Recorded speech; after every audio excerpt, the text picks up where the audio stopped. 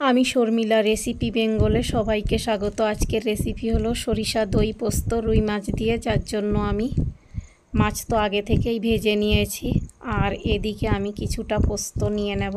আর সবার আগে যদি আমার রেসিপিগুলো ভালো লাগে তাহলে বেল আইকনটা প্রেস করতে ভুলো না। আর এদিকে আমি নিয়েছি কিছুটা পোস্ত, যেটা শিলে বেটে নিচ্ছি।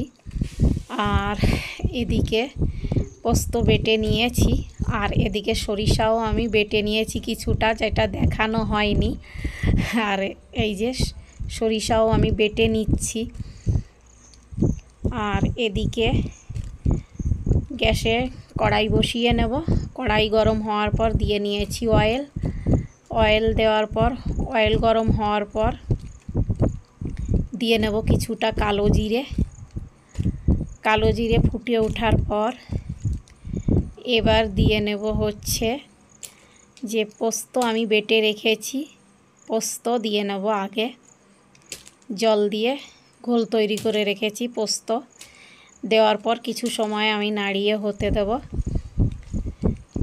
কিছু সময় ভালো করে নাড়িয়ে নেব। পোস্তর কাঁচা গন্ধটা সরে যাওয়ার পর এবার আমি দিয়ে নেব হলুদ, তারপর দিয়ে নেব হচ্ছে একটু কাশ্মীরি রেড চিলি পাউডার, তারপর দিয়ে নেব।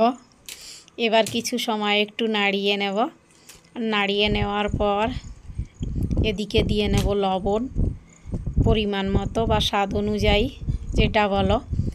কিছু সময় লবণ দিয়ে পোস্ত একটু কষিয়ে নেব। আরও কিছু সময় কষানোর পর এবার দিয়ে নেব টক দই, যেটা আমি ফেটে রেখেছিলাম আগে থেকেই।